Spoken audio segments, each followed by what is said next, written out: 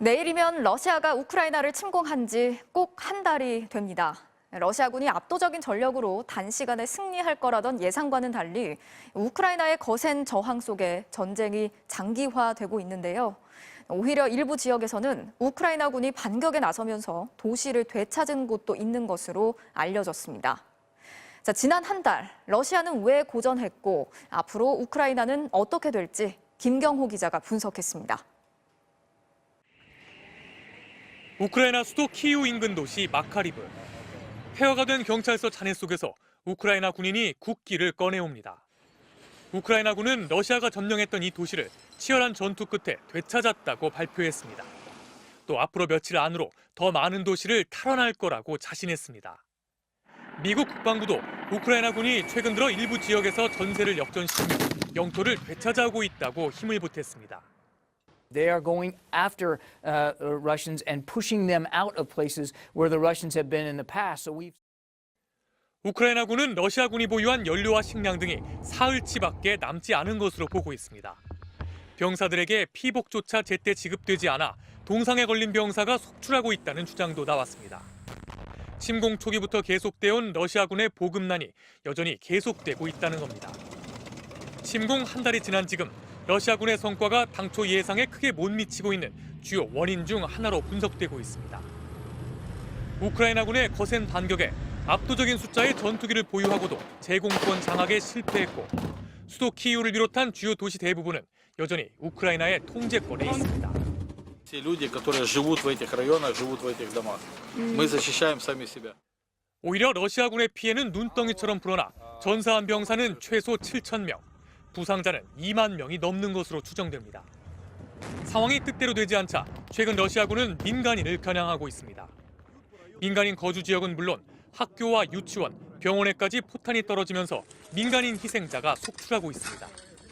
주요 도시들은 폐허가 됐고 남부 요충지 마리우폴에선 주민 30만 명이 물과 식량이 끊긴 채 고립돼 있습니다. 가족과 이별한 채 피난길에 오른 사람은 전 국민의 4분의 1에 달합니다.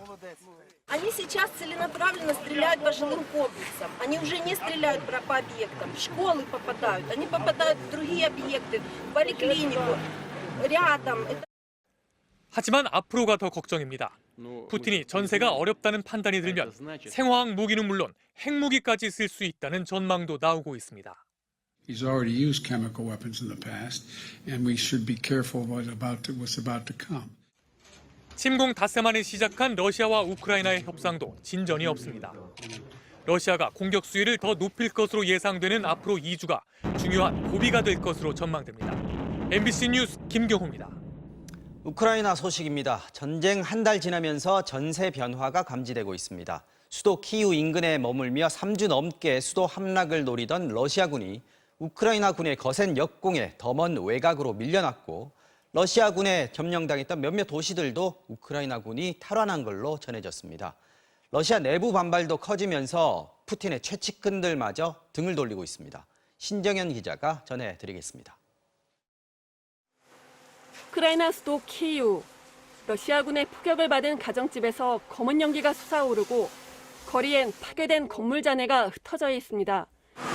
Когда я заходил в дом, снесло у нас крышу сразу. Я зашел в дом, упал, начало сыпаться и литься вода откуда-то. 하지만 3주 넘게 이어진 포위전에도 러시아군은 수도 함락은커녕 역공을 당하고 있습니다.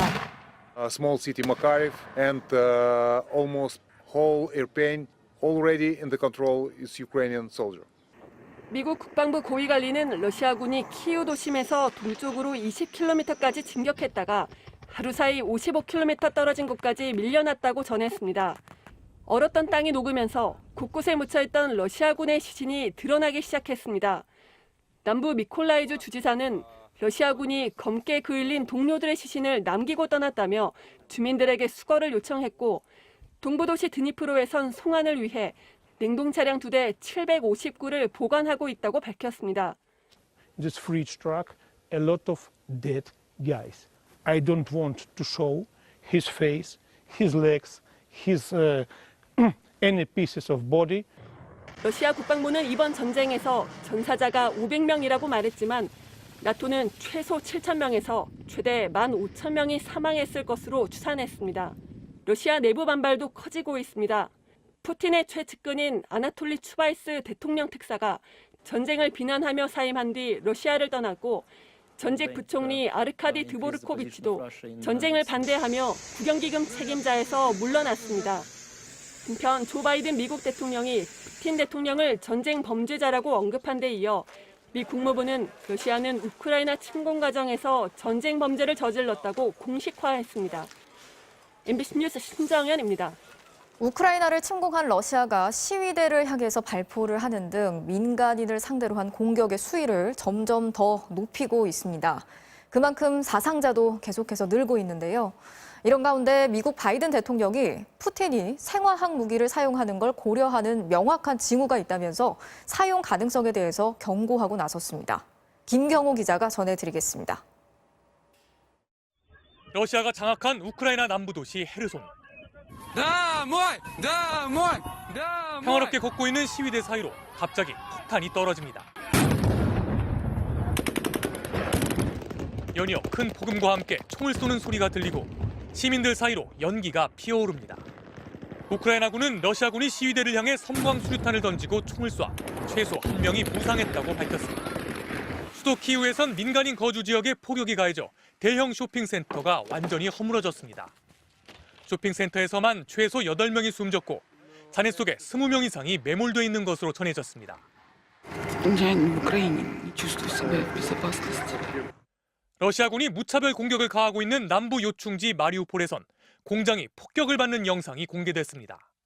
마리우폴은 3주째 러시아에 포위된 채 집중 폭격이 가해지면서 주민 30만 명이 물과 음식이 떨어진 채 고립돼 있는 것으로 알려졌습니다. 마리우폴의 한 시의원은 BBC와의 인터뷰에서 러시아가 민간인들을 굶겨서 도시를 굴복시키려 한다고 말했습니다. 우크라이나 국방부는 러시아군이 이렇게 민간인을 향한 공격을 계속하면서 학교 400곳과 병원 110곳 이상이 파괴됐고 어린이 150명이 숨졌다고 밝혔습니다. 미국 국방부는 러시아군이 전쟁 범죄를 저지르고 있다며 이와 관련한 증거 수집을 지원하고 있다고 밝혔습니다. 바이든 미국 대통령은 궁지에 몰린 푸틴이 생화학 무기 사용까지 고려하고 있다고 주장했습니다. They're also suggesting that Ukraine has biological and chemical weapons in Ukraine. That's a clear sign he's considering using both of those. 젤렌스키 우크라이나 대통령은 푸틴과 어떤 형태로든 만나야 한다며 양국 정상의談判 필요성을 다시 한번 강조했습니다. MBC 뉴스 김경호입니다. 러시아에 대한 본격적인 경제 제재로 인해서 러시아 국민들의 삶은 점점 더 어려워지고 있는데요. 정작 이 사태를 초래한 푸틴 대통령은 다른 세상에 살고 있는 것 같습니다. 1,000만 원이 넘는 명품 패딩을 입고 연설에 나서는가 하면 세계에서 가장 큰 슈퍼 요트를 가지고 있다는 의혹까지 제기됐습니다. 임소정 기자가 취재했습니다. 길이 140m에 선체 너비 23m. 세계에서 가장 큰 요트 셰헤라자드입니다. 헬기 착륙장만 2곳에 대형 수영장, 금으로 장식된 내부까지 호화롭기 그지없습니다. 가치는 무려 7억 달러, 약 8,500억 원에 달합니다. 영국령 케이맨 제도의 깃발을 단 이 초대형 요트의 주인은 철저히 비밀에 붙여져 왔습니다. 그런데 러시아 야권 인사 알렉세이 나발리가 세운 반부패 재단이 이 요트의 주인이 푸틴 대통령이라며 이탈리아 당국에 즉각 압류를 요청했습니다. 요트 선원 명단을 입수해 추적한 결과 푸틴 대통령의 개인 경호원과 수행원 10여 명이 이 요트를 관리해 왔다는 겁니다. Настоящего владельца Шахерезады охраняет ФСО, государственное ведомство, служба охраны. 같은 날 터키의 휴양지 보드름. 초대형 요트가 항구로 들어서는 순간 우크라이나 국기를 단 모터보트 한 대가 앞을 막아섭니다. 푸틴의 측근이자 전 첼시 구단주 로만 아브라모비치의 요트입니다. 서방 국가들이 러시아 재벌들의 해외 은닉 재산에 대한 제재 수위를 높이면서 이들 소유의 요트가 제재 영향권 밖에 있는 터키나 몰디브 등으로 몰리고 있습니다. 서방의 본격적인 제재로 국민들은 어려움을 겪고 있는데 정작 푸틴과 그의 측근들은 여전히 호화 생활을 즐기고 있는 겁니다. 푸틴은 얼마 전 크림반도 병합 8주년 기념식에 1,000만 원이 넘는 이탈리아산 명품 패딩을 입고 전쟁을 정당화해 비난을 사기도 했습니다. 31살 연하의 내연녀와 자녀들을 스위스의 별장으로 대피시켰다는 사실도 알려졌습니다. 그러면서도 푸틴은 내부 단결을 강조하며 서방 국가에서 호화 생활을 하는 이들을 척결하겠다고 밝혔습니다. У нас, а живет там. И живет даже не в географическом смысле этого слова. Убежден, такое естественное и необходимое самоочищение общества. 전문가들은 푸틴이 오랜 기간 야망과 불만이 뒤섞인 상태에서 자신만의 세계에 빠져 있는 것 같다고 평가했습니다. MBC 뉴스 임소정입니다.